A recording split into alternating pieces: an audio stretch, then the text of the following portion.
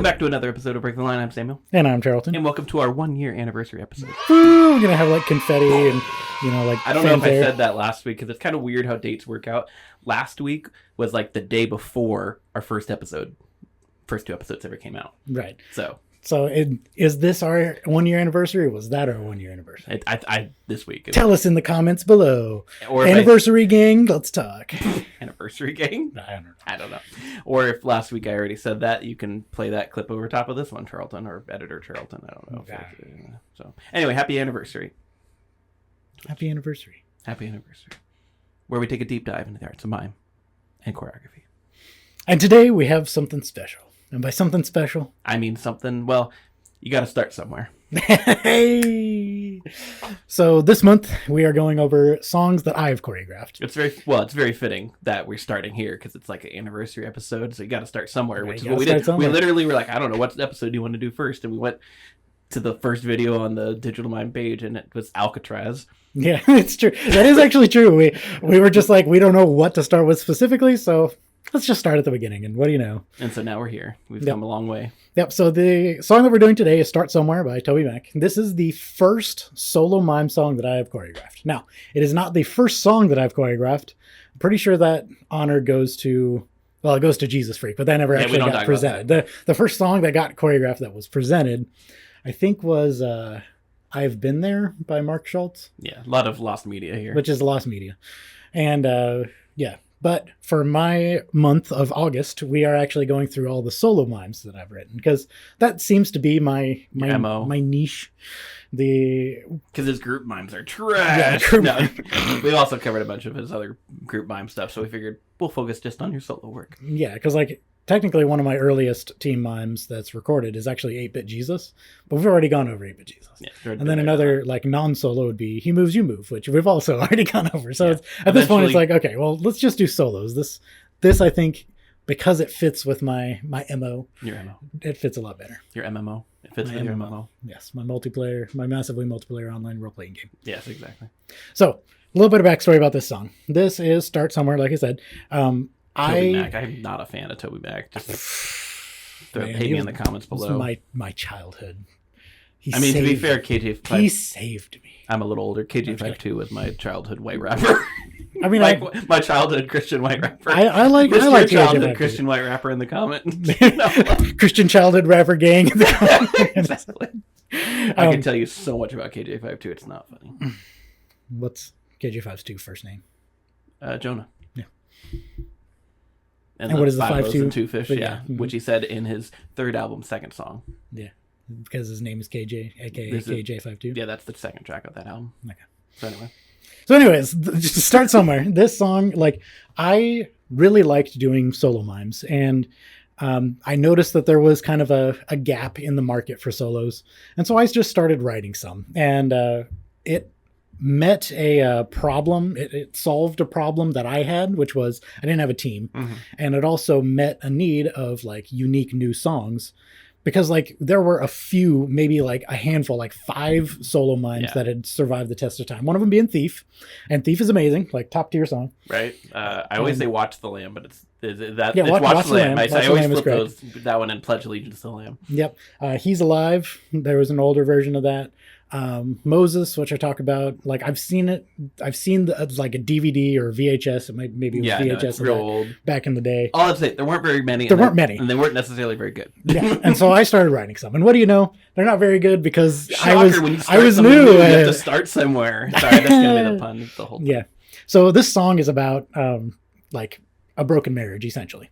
And that was kind of the direction that I was leaning into it. And with my inexperience, I ended up leaning a lot into the sign language part of it, which we'll get into that as the critiques go.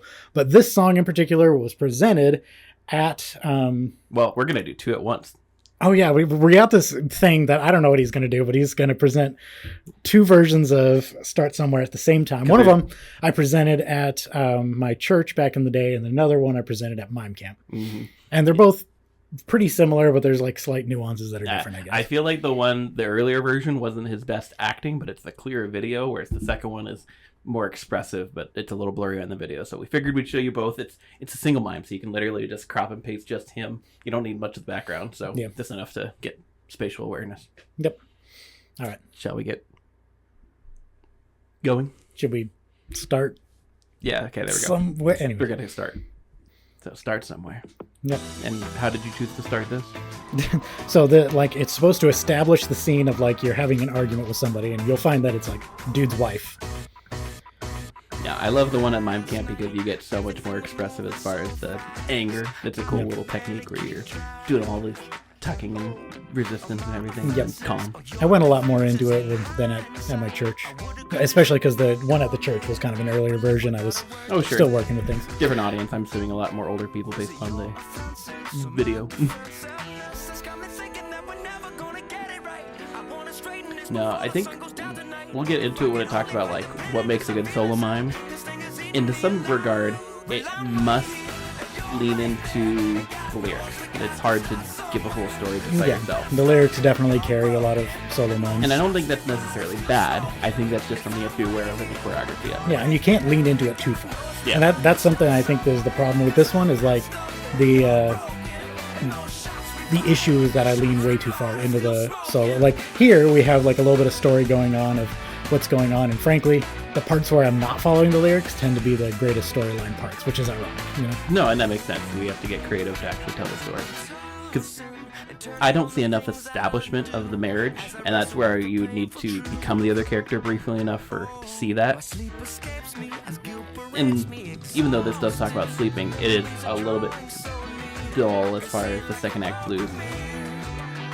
Also, just from a not even solo mime perspective, but it can be a little stationary, and so not spinning or changing characters or scenes or perspectives. I mean, I change characters like 9/10 through the song. Yeah, exactly. Yeah, no, this was actually I had a critique of just that, where I was a bit stationary, didn't seem to move a whole lot, which I do change up in a lot of my future songs. Because like I said, with this being my first one, I was learning a lot, and I had a lot of good feedback that helped me write future songs.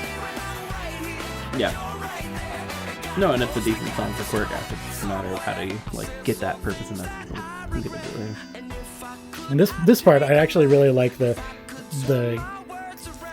thing that I did. That was kind of interesting. I feel like I could have leaned into that kind of concept a little bit more. Yeah, I do like the not so far. There's a couple cool technique things that you got going on here. Also, it's really subtle, but it says I reach out my hand in love, and I do that as well. Yeah, no, little tiny thing. Yeah. See, I turned into another character! Change characters, look at that. Oh, and now it's the other person. See, that's a cool little like plot twist where it's Jesus saying that's where I'm going to start instead of just you saying where we have to start. Right. So that's pretty clear, except for the fact that I think I already know it's Jesus. We just need a little bit more establishing godness. But one thing that's cool is when one person goes on their knees and looks up, it gives the look of a divine person doing this thing. Oh, look at that. I hug into my own hug. There's got to be a cool hug technique where you like spin in such a way that you show the arms in the opposite way. Write that down. So yeah. That's the song. Purpose and message, Charleton. Well, I mean, if we are going by its fundamental kind of things, I wanted to write a solo mime and I wanted to present it at Mime Camp. But if we're going by like the more broad strokes, this was written as kind of like using the metaphor of marriage as part of our relationship with Christ. So like in essence, if you interpreted it as just this is a husband and a wife in a broken marriage trying to fix it, that technically would be correct. Yeah. But it also is supposed to reflect the greater relationship of like at the very end, like it's Jesus saying, yeah, you know, you messed up, but I'm still here. I'm willing to work this out. So it's kind of both an interesting and thing. Related to each other. I think I can see that. I think the lack of establishment of the wife makes it sound like I don't know who that is, and then that's the part where I didn't see that necessarily right away. But at the end, I'm like, oh, this is about how Jesus is going to start with us somewhere. So cool, I got that part of it. Yeah, and I feel like we're not at that part yet. So the message is,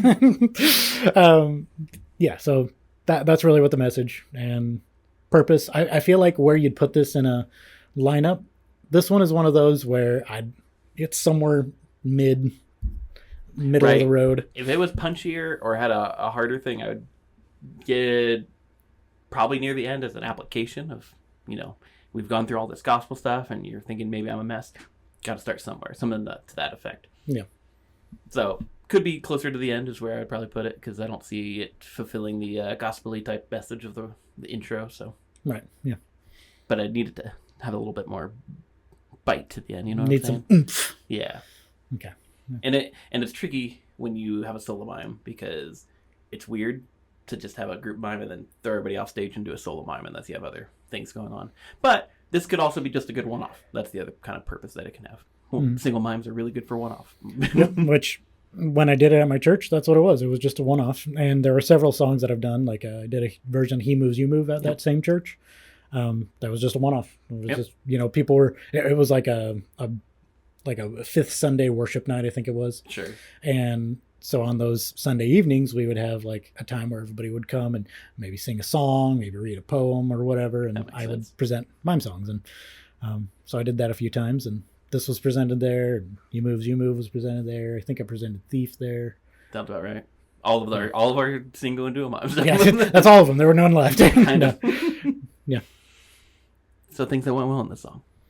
Yep. I honestly feel like the things that I would give it the highest praise is like the third act, I think, is pretty good. I would agree. There are aspects to different portions of the song, especially when the lyrics aren't going, that I think it establishes pretty good. It could do better, and I think it needs some of that polishing, but like it gets some, like, it leans into the technique in a way that like builds stage presence and characters and stuff like that. And wasn't good enough, in my opinion. It could have done better, but that's like the base skeleton of what I was trying to go for. And yeah, so that's what I'd say. Mm-hmm. So things you agree? No, he hates it all. I just skipped the good things that I was going to say. No, I agree with those things. Technique wise, I like the incorporation of some fun technique, particularly in the Mime Camp version, where you got really angry and sharp, fast tucks to change the pacing. I was like, oh, that's a problem. And then few different, like, space, tuck, tuck, tuck. There's a cool tucking technique. I can see why you like Fight Inside. Yeah. And then I like the ending. I would agree with you there, where even if the storyline lost me in the middle, like all those reasons why, the ending redeemed it in such a way I'm like, okay, I see what he's going for, and I can see the message I was supposed to get. Now, granted, as we go into critiques, because it lost me in there, it almost feels too meta, where I'm like, oh, this is what he wants me to do. And it feels more like you could have just said you need to start somewhere instead of going through this dramatic storyline to, give me, you know what I mean? So like, I get it, but I get it in like, you told it to me, not in you showed it to me kind of way. Mm-hmm. Yeah. But all that to say, biggest critique is mostly just clarity of the storyline. But as written, could totally do better with just very minor tweaks. I think establishing that they are a married couple before the fight, or maybe you show the fight and then do a flashback to like getting married, proposal, something like that. Be like, oh, they're married. Oh, things are not going well now. Just little critiques of fixes that you would do, and then be like, cool, so they're fighting, and this is the issue. Now what? That was the resolution. I think you could get there. Just a little bit of technique. No, I agree. And I think that really echoes a lot of my critiques as well. The over-reliance on the lyrics, especially in the chorus.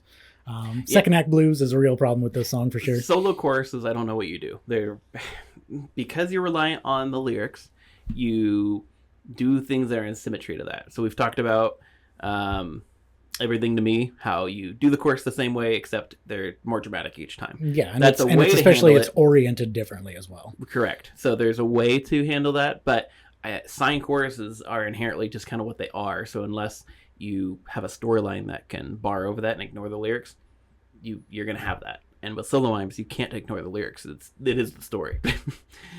There's probably a way to do enough storytelling or scene setup, but part of the difficulty of solo man mimes is you have to do everything. You can't just have somebody else standing there to be the other person. You have to do both characters, which splits your time in half. Right. And then you have to establish the scene, depending on where you're at, a house or a neighborhood or whatever. Like, that's a lot of work, and doing all of those changing around choruses or work, it just takes time. So I don't know, maybe something in the chorus where you throw in the nature of the relationship maybe you say like, I'm right here, you're right there, and you like look back to like some picture book of like, remember we were this, and I don't know. There's probably a way to get there. Yeah, I feel like the way that I would probably fix it is make it a duo mime, because in doing so you can add the wife character, and they can actually have that kind of back and forth, where even the discussion of like what's going on, where their relationship is going, would be more clearly defined. I feel like that would be the way that I would probably try to fix this song. So the irony about taking a solo mime and making it a duo is you have your time, and so where all of the things that you're doing now, you would then have twice as much time to fill as a duo mime. You know what I'm saying? And so I don't know if I would make it a duo, because there's not enough content. You'd have to add a lot of content as far as the acting. I think that's what I would probably do. Want to, okay. Because especially like what you're talking about with more establishing like the marriage and the establishing the scene and stuff like that. I feel like that would be significantly easier and also necessary probably for this to function properly as a cohesive mime song. Yeah, I think it's redeemable. I'm not looking to bring this back right away on our Steam, but I mean, I haven't done it since I did it here. But no, I think it's to the degree where I'd say it would need a lot of work. Maybe we don't focus on it. I'd say just don't bring it back because it's Toby Mac, and that's whack. I'm not. Bring me a good Toby Mac song, and I'll choreograph it. I'm confident because there's not any. So anyway, theologically, things that you would discuss about not Toby Mac. So theologically, we talk about like the the relationship between Jesus and the church being reflective in the marriage relationship between a husband and wife, and him being our bridegroom and so forth. Yeah, that's not in here at all, but sure. Anyways, gotta throw in my diss. So the point that I'm trying to get at is like the end result of Jesus always takes us because he is our loving bridegroom, is kind of like the point in which the message is trying to get across. No, agreed. And with that kind of theology as a metaphor in this song, that's supposed to kind of direct and lead you to that conclusion as well. But I'd say almost at that point you can make this a team mime where you got a Jesus character and something that represents the church or Israel, where you got them messing up and him forgiving and working with them regardless. I'd say that's the theme that shows for me is the beauty of God's grace. God's grace is good enough to find you where you're at. You don't have to be good enough to get somewhere with Jesus. He finds you there, and it's good enough not to leave you there. That like it's going to drag you out of this murky darkness, and we're going to make you look like Jesus again. That's the beauty of the gospel. So you got to start somewhere. And the beauty of the gospel is we're all trash. Amen. We're not equally trash. Everyone's trash in their own way. This is basically the theology of depravity. Just you don't have to be as bad off as you can be. You just are bad off as you need to be. Doesn't matter if there's no boasting in Christ. So start here. Say yes, Jesus. What is it they say? That you contributed nothing to your salvation except the sin that made it necessary? Spurgeon? No. Might have been Spurgeon. Might have been Spurgeon. Charleton, thank you. Future. Yeah. Theologically. Clarity. Difficulty. Where are we going to start again? Style. 1 year anniversary. Style. Yeah. There's a lot of style in this podcast. Clarity, difficulty, style. Clarity. So, clarity. As written. There's a redeemability. I want to tell you that. It's a good thought, good process. And if I had seen this 10 years ago with you and I'd be like, here's the notes I would give, we could have worked a lot out. But maybe I wasn't as good then too. Probably. Yeah. We've both grown a lot since 9 years ago. Yeah. But regardless, I'm going to give it like a 3. Really? Like a 3? It feels... I did not understand the wife character. And maybe it's some of the acting, because you're a really bad actor. No. That's fair. That's fair. But not judging the person, but the choreography that is embodied in the person. Yeah, the person who choreographed it and also presented it is also the same person. Yeah. You're not. I'm going to give it a 3. I didn't catch what the marriage fight was, because I was like, they're fighting, I think. But I don't know if he's talking to God. I think for the first time I saw it, I thought you were talking to God. And that was what confused me. Yeah. But then by the end, I'm like, oh, okay, so that's the point. So I got the point of the song, even if I missed a lot of the journey there. Okay. Well, I guess having written it and having put things in it that I think were trying to convey that idea, like that is a pretty important part. And if somebody who watches that doesn't understand it, then, that's pretty detrimental, because that's fundamental to the song, which is why, like, I thought it was clear enough, but, I don't know. Maybe I'm. You can tell us in the comments. I'm a little bit too biased, which is part of my problem. No, I thought it was okay. This is not a perfectly objective podcast. Yeah. We just did our least, or no, is it? Yeah, we just did our least 5 mimes. Yeah. Beginning of this? No. Last month. There we go. Yeah, so we just did last month, or I guess end of last month, end of the month of the last June. And end it was of June. At least 5. And we know that's not an objective scale. It's us, okay? So anyway, whatever your biased opinion thought what I would say is that it was like a 5 or a 6 is where I was leaning. But for the sake of maybe being more critical of myself, I'll go 5. Yeah. You can tell us in the comments if you disagree. That's part of why we're here. Mm-hmm. Difficulty. So this one actually, like, with it being my kind of an earlier mime song, I don't think it was that difficult, other than the technical aspects. Yeah, the technical aspects, especially in the mime camp version, that's a harder technique. Yeah, there was a lot more tucks, a lot more emotion, a lot more energy put into the song. Yeah. And the character that goes in with that. Now, the choreography itself, like the chorus, that's what it's called. The chorus signs, pretty straightforward, not too crazy.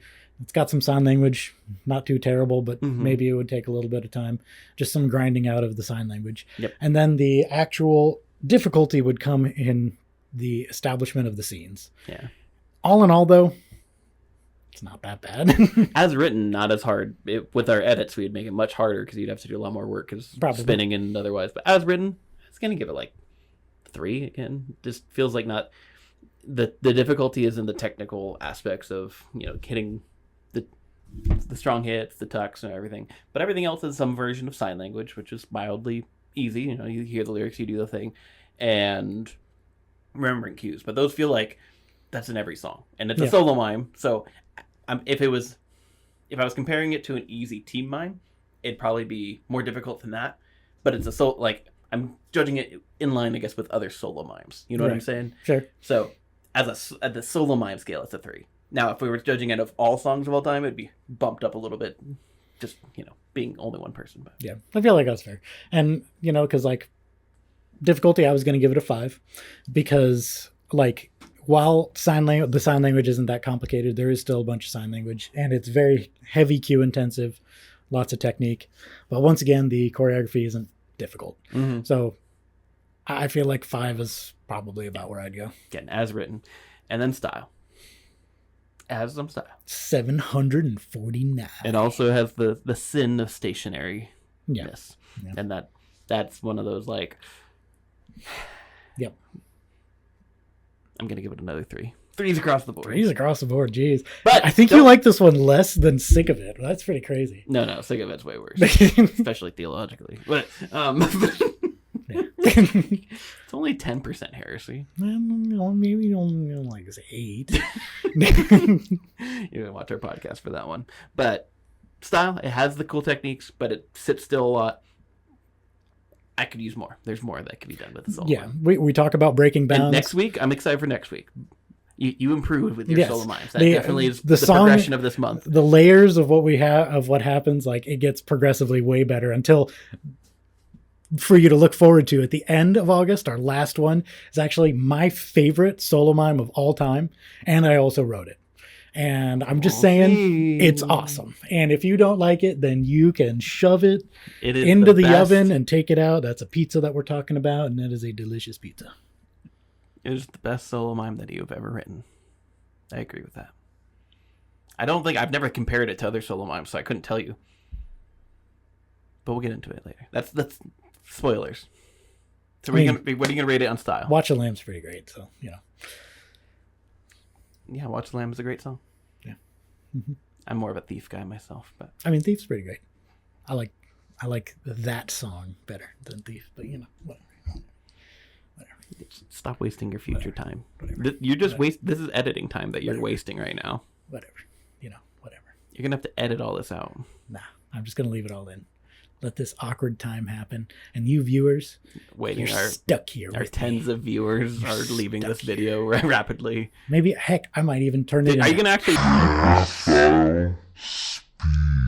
just gonna give another 5.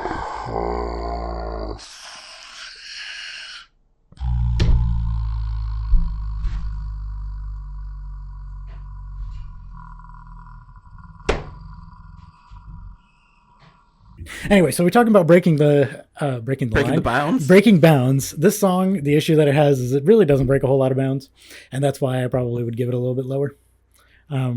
So style wise, I think I might give it a 4. Whoa, he broke his 5s. Yeah, and reason being is because like it gets the sin of stationary. It also follows the lyrics with the signs. The sin of stationary just makes me think of like stationary art, right? Like, anyway, you got too many staplers and too much push glue. pins. That stupid super glue is stuck in my finger again. Yeah, that's what I would say. You can tell us what you think if you have other solo mimes that you like, but by the time that you mash that like subscribe, by the time that you mash that like subscribe, we'll have already recorded all these episodes. But neither here nor there. Solos this month. Stay tuned. I'm Samuel, and I'm Charleton. Breaking some lines. It's breaking one singular line. But there's 2 of us. But these are solo mimes, so it's like one line because there's one breaking his line. Breaking Charlton's line. That's what happens when I don't have any children. My line will be broken. Breaking the line. Not really. Your parents are still going to carry on the line. Yeah, I mean, my oldest brother has children, but maybe you can be the uncle. Yeah, be the crazy uncle. Not the crazy uncle, the cool, awesome uncle that takes him to the park. I mean, already the crazy uncle, actually. Yeah. Wait, what? See ya. Breaking the line.